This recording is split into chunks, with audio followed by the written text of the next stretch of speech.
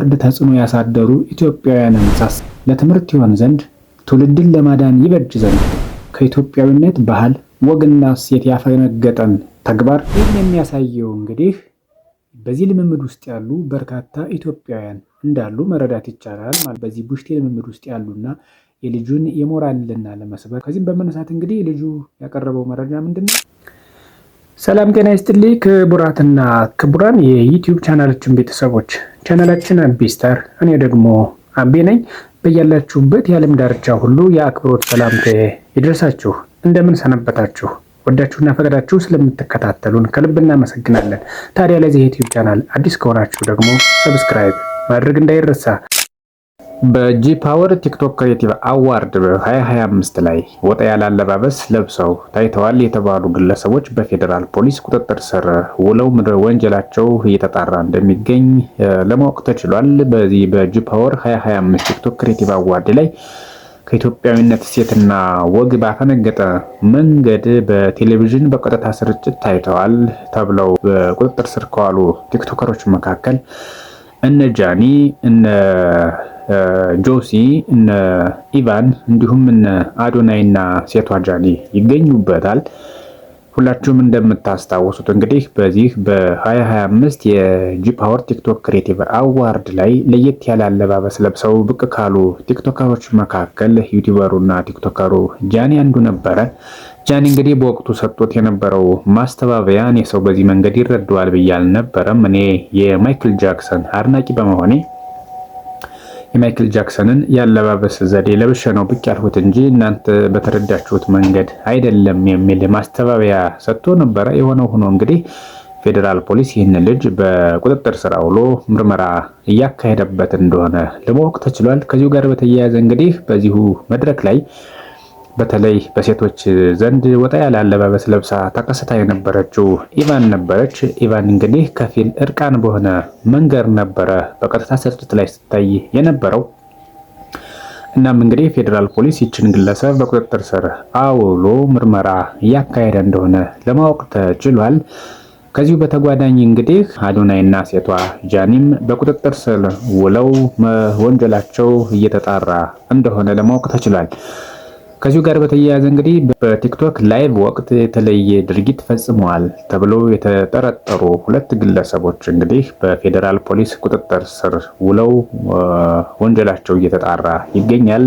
በተለያዩ የሶሻል ሚዲያ አማራጮች ስትከታተሉት እንደሰነበታችሁት የጋዜጠኛ ሶፎንያስ እና የወጣቱ ፍሬዘር ጉዳይ ልብን ቅስር አድርጎ ይዞ የሰነበተ ጉዳይ ሆኗል። ከዚህ ጉዳይ ጋር እንግዲህ በተያያዘ እኛም ከዚህ በፊት አንድ ቪዲዮ መስራታችን የሚታወስ ነው። ዛሬም እንግዲህ ከዛ የቀጠለና የራሳችንን ትዝብት ልናካፍላችሁ ተገደናል ማለት ነው። እንግዲህ ወጣቱ ፍሬዘር ከኢትዮጵያዊነት ወግ ባህልና እሴት ያፈነገጠን ተግባር በተደራጀና በተጠና መንገድ ቀርጾ ለሕዝብ ይፋ ማድረጉና ብዙ ኢትዮጵያውያንም ተመልክተው የራሳቸውን ትዝብትና ትችት ያቀረቡበት ቪዲዮ እንደነበር የምናስታውሰው ነው። ከሁሉም በፊት እንግዲህ ስለ ወጣት ፍሬዘር እና ስለ ጋዜጠኛ ሶፎንያስ ሳስብ ከኢትዮጵያዊነት ባህል ወግና እሴት ያፈነገጠን ተግባር ቀርጾ ለአደባባይ ያዋለውን ቪዲዮ በተደራጀና በተጠና መንገድ ከቻናሉ እንዲወርድ ተጽዕኖ ያሳደሩ ኢትዮጵያውያንን ሳስብ እጅግ ያሳስበኛል።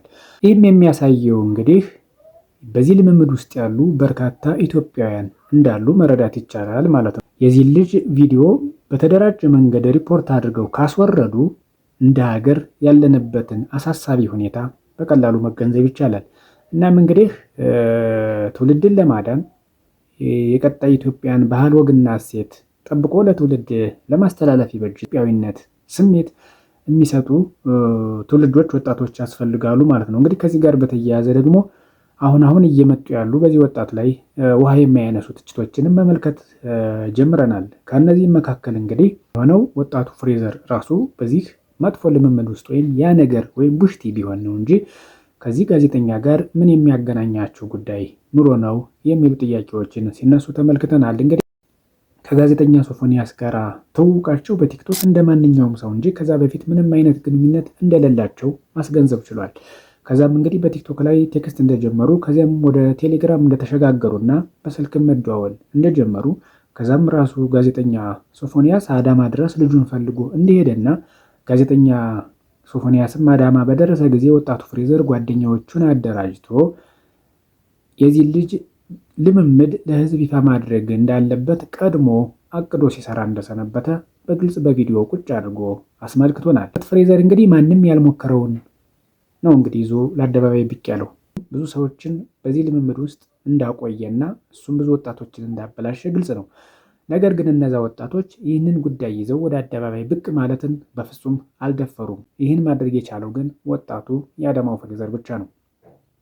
ይህ በሆነበት ሁኔታ ወጣት ፍሬዘርን ማድነቅ ማወደስ ሲገባ በተቃራኒው ቆሞ የልጁን ሞራል ለመስበር የሚደረግ ጥረት ግን ስለሆነም እንግዲህ ወጣቱ ፍሬዘር ስላደረግከው አስተዋጽኦ ያንተን ክሬዲት የእነዚህ ሰዎች ትችት በፍጹም ወደኋላ ሊጎትተው እንደማይችል ስለምትከታተሉን ከልብ እያመሰገን የዛሬውን ዝግጅታችንን በዚሁ እንጨርሳለን። ሰላም ለዓለማችን፣ ሰላም ለሰው ልጅ ሁሉ ይሁን።